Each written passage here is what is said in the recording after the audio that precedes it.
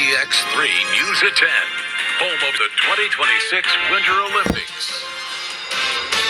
Thanks for staying up with us. I'm Dylan Jimenez. The future of the Clay County budget is being looked at since a major county wind farm goes bankrupt. Shannon Wind Farms filed for Chapter 11 bankruptcy last month. Now Clay County Judge Mike Campbell is speaking out about what this means for future county projects. Shannon Wind Farms received an abatement from Clay County commissioners in 2015, and the farm was completed in December of that year. According to Campbell, court documents say the farm fell victim to the February 2021 winter storm.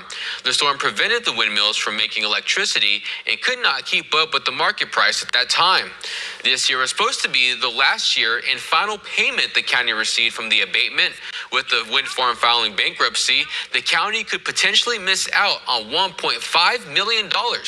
Judge Campbell says this is a big disappointment, and commissioners now must revisit their budget and look at where money is currently being spent. There are things that we're required to do, and there's some things that are just nice to do. The things that we like to do and want to do is support our volunteer fire departments, our ambulance service, our hospital, that sort of thing. But, this is when you have to take a hard look at everything. Commissioners are hopeful budgeting will remain the same without the final payment. Campbell says the county has hired a bankruptcy attorney to try to recover some of the final payment. Let's check in with John Cameron for a look at the forecast. And John, it wasn't too bad of a day today. Yeah, at least not quite as windy as yesterday was. Still pretty chilly. Didn't make it to our forecast high, my forecast high for today, which was about 57 degrees. We fell a few degrees short of that. Thank goodness the sun was shining throughout the day. Very dry air in place. Temperatures are falling every hour, and we're going to wake up to the 20s once again around sunrise tomorrow. We've got readings in the 30s now is in Amarillo and Oklahoma City, 40s for Wichita Falls, Abilene, and elsewhere across North Texas. This is how it looks for tomorrow. A touch warmer in the afternoon, and it's not going to be terribly windy. We'll have a bit of a breeze, but it'll certainly be a cold start to Monday. That is for sure. But we see a significant warm-up by the middle of the week, and looks like winds return to the weather formula, and that means elevated wildfire danger for Tuesday. We'll talk more about that. Plus this winter storm that is hammering the Atlantic coast right now. We'll more on that. And look at the 7-day coming up here in just a little bit, Dylan. All righty, John. We'll talk to you in a few minutes. Thank you. Democratic gubernatorial candidate Chris Bell makes a stop in Wichita Falls this evening. The former congressman spoke with voters at the Wichita County Democratic headquarters about public education, water, and more. Bell served only one term in Congress. He lost his seat to redistricting under former U.S. House Majority Leader Tom DeLay of Sugar Land, Texas. Bell believes it's time for new leadership in the state capitol. I want them to remember that the governor is the prioritizer and that Chris Bell has his priorities in order. And if we want to move in a different direction, he'd be the perfect one to take us there, Larry, and you understand why. Bell is continuing on the campaign trail as early voting continues. His next stop is in Amarillo. In local politics, the race for the top law enforcement spot in Wichita County is heating up. Two people are vying to replace former Sheriff David Duke, who retired in August last year. Here's a look at the two candidates running for office.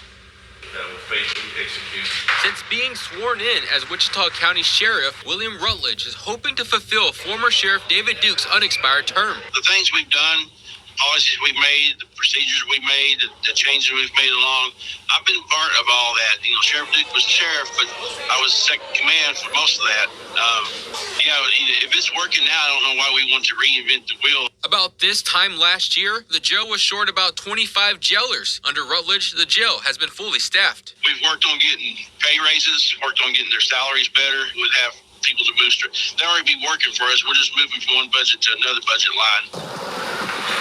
William Norris III is challenging for the seat. Norris began his public service as a firefighter with the Burke Burnett Fire Department Explorer and Air Force Junior ROTC. Later, as a volunteer with the Freeburg Cooper Volunteer Fire Department. The fire service has made me more personable, more approachable as a law enforcement. I understand that in interaction with law enforcement is not always the pleasant kind, but I believe my being a firefighter first, helped me relate to others, especially in the moments of critical or or a crisis. If elected, Norris says smarter patrol coverage is one of his main priorities, dividing the county into 4 zones to increase a presence throughout the county and reduce response time. You'll have a deputy in each quadrant and then actually have 2 floaters. One probably will be a supervisor and one will probably remain in the city of Wichita Falls. Rutledge leans on his more than 30 years of law enforcement service and second in command to Duke as key indicators to lead the office, while Norris believes his miles in public service will give him the edge to win. Now Wichitans will decide who will be sheriff of the county. Early voting is happening until Friday, and Election Day is March 3rd. Outside of local elections, here's a look at some of the other races impacting you across the state. Voters in Texas will select Democratic and Republican candidates for several contested races, including the governor, lieutenant governor, and attorney general. Voters will also determine which candidate will represent the Democratic and Republican parties, United States Senator for Texas and United States Representative for Texas House District 13. As your local election headquarters, we have all you need to know, including voting locations, sample ballots, and an in-depth look at the League of Women Voters Nonpartisan Voters Guide. Just click inside the story on our website. A Burke Burnett Church is opening its doors to help those in need. Annie Young shows us how this ministry has impacted the community. Annie? Thanks, Dylan. The Burke Burnett Church of Christ started a closed ministry 3 years ago. The goal is simple: to help those that are struggling in our community. I guess it is warmer than last time. Burke Burnett Church of Christ opens its doors every first and third Saturday of the month to help neighbors in need. Minister Jamie Beller said they didn't know how fast this ministry would grow. 3 years ago, we recognized the need, and members of the church came together and we began the clothes closet. It started out as a small outreach. Now it's turned into serving dozens every time the door opens. We have clothes for all ages, male, female, all ages. Shoes, and then during the wintertime we've had blankets available that have been given to us and we've purchased. Behind the scenes, volunteers sort and organize hundreds of donated items. The ladies that oversee the clothes closet do an amazing job getting things organized. Beller says the impact continues to grow. Generally, we serve about 20 to 25 every Saturday, and then we've given out 500 pieces of clothing, generally on average. Beller says this effort is more than just clothing. It's about connection. In our community, for us, it's the principle that nobody cares how much you know until they know how much you care. And so it's one of those that there's great need. And so providing a need that others can't provide. Along with the clothes closet, additional outreach services, including Dignity SOS, a shower and hygiene support, are also available, helping meet basic needs while restoring people's confidence. Individuals who are struggling, let them know that we're here, and there's more that we offer than just the clothes closet. As Beller and his congregation strive to serve those who are in need of help. Church leaders say anyone in need is welcome, and they encourage other community members to get involved through donation. Well, such an awesome service they're doing right there for the community. Annie, thank you so much for taking us to Burke Burnett. The city of Wichita Falls is hosting a grand opening celebration for their newest dog park, featuring a parade for your furry friends. The grand opening for Conoco Dog Park is happening next Wednesday, March 4th at 3 in the afternoon. The dog park is over on 1200 North Martin Luther King Jr. Boulevard. During the celebration, there will be a St. Patrick's Day themed dog park parade, plus costume contests and prizes for furry friends. Also, opportunities for adoption, fun photos, and pet-friendly activities. If you want your dog to participate in the parade, they must be friendly and up to date on their vaccinations. Plus, dog costumes are highly encouraged. If you're in the mood for stargazing, Copper Break State Park announces the dates for monthly Star Walk later this month.